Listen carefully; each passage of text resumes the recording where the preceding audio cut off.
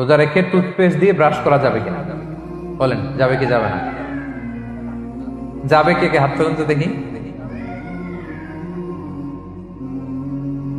হ্যাঁ, মাত্র একজন, দুইজন, তিনজন, চারজন, পাঁচজন, ছজন, দল ভারী হচ্ছে আস্তে আস্তে। হ্যাঁ, টুথপেস্ট দিয়ে ব্রাশ করা যাবে কি যাবে না? যাবে মাত্র পাঁচজন, আর যাবে না কয়জন দেখি?